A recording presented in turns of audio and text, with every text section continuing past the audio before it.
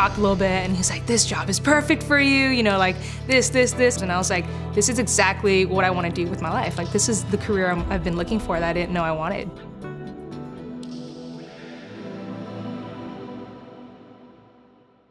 I'm born and raised in the Bay Area, first generation Vietnamese American. Growing up, my family told me I was gonna be a doctor since before I was born. My grandpa was a doctor in Vietnam, my dad was in med school in Vietnam, so it was just very like, that's what they wanted me to do. So that's what I grew up knowing. So I went to school, I got my degree in physiology and neuroscience, and I wanted to pursue oncology because my mom had passed away from cancer, so that was a big driving passion for me. Realizing when I was graduating and starting to take the MCAT and starting to realize, you know, I kind of hit this wall and I was like, I don't think I want to be a doctor anymore. And I think a lot of that had to do with, I was working in the hospital with cancer patients, and that was kind of like a little trigger for me. So I was like, I don't think this is for me. I don't think I could do this for the rest of my life. I took a little hiatus, and I was always a part-time trainer in college, so I took that up full-time. And then after that, I went and I helped open up a gym down in LA, so I ran that for a little bit.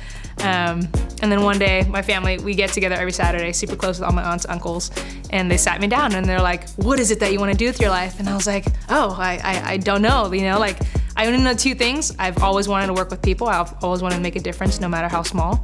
And I like fitness, I like sports. I played rugby throughout college and I competed in bodybuilding for 7-8 years. So that's a big drive for me. My mom was a personal trainer, so I really grew up just with that fitness lifestyle. So they kind of threw out a bunch of little things, and my uncle had thrown out, hey, what about firefighting? And all of us, we didn't know anything about firefighting, so that, you know, went in one ear, went out the other. And maybe like a year later, he comes back and he's like, hey, my buddy's a chief, and so maybe you guys can meet up. And so he had set that appointment up, and he's like, this job is perfect for you, you know, like this. And I was like, this is exactly what I want to do with my life. Like, this is the career I've been looking for that I didn't know I wanted.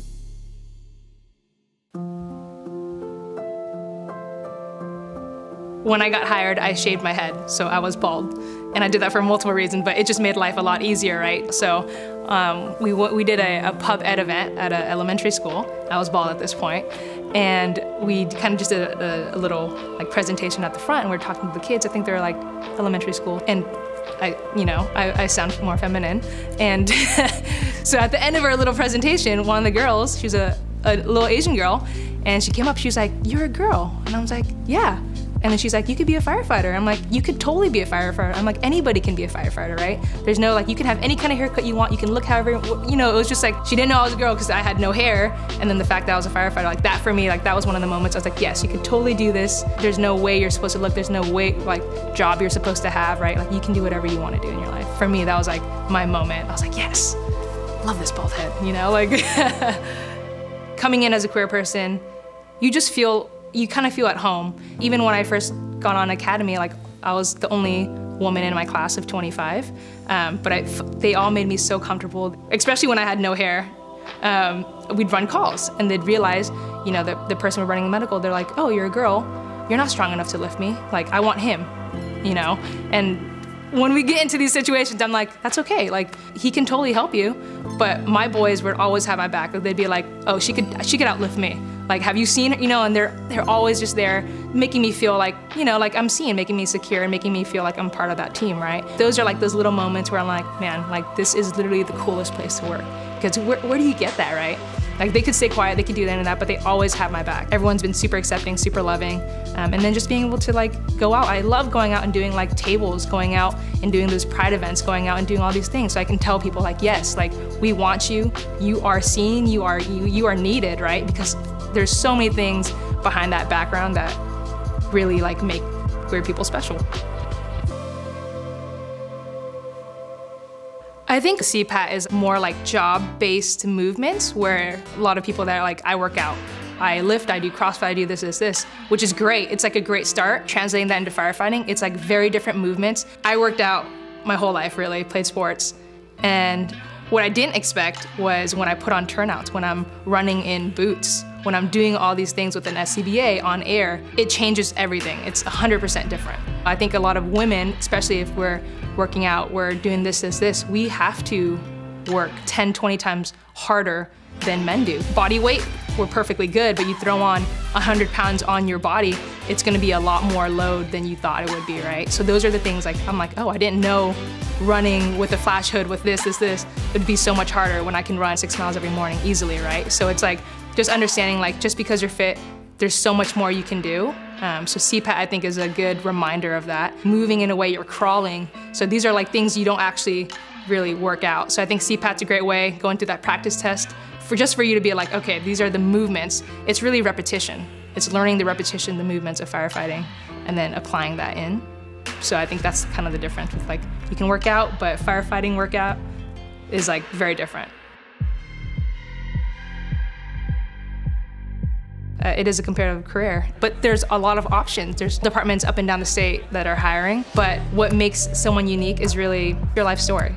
It's being raised first generation Vietnamese American, being bilingual, going to school, getting my degree.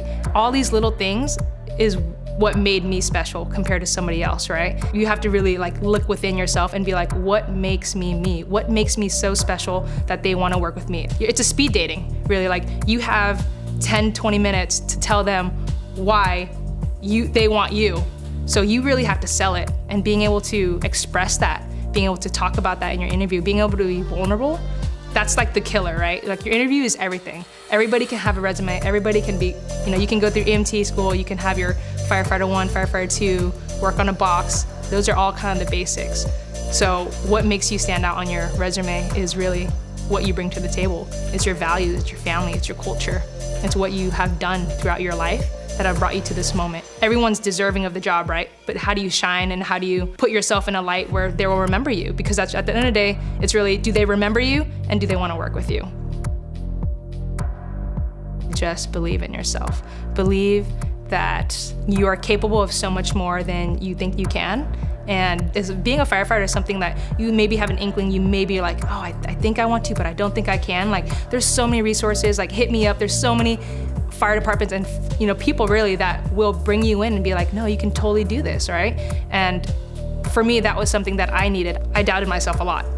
And going through so many like little career changes, I was like, this is it. Like, I have to, this is all I want to do. And having that people being just supporting you and be like, you can do this, this is this, right? That means everything. So anytime you maybe think you can't, or you might thinking about giving up, there's so much more to do, and there's so many people out here that will support and love you and really just like help you rise and to get to this career. Because really, at the end of the day, this career is so rad, and I go to work every day, not being able to believe that I'm at work. Like, that's how awesome this place is.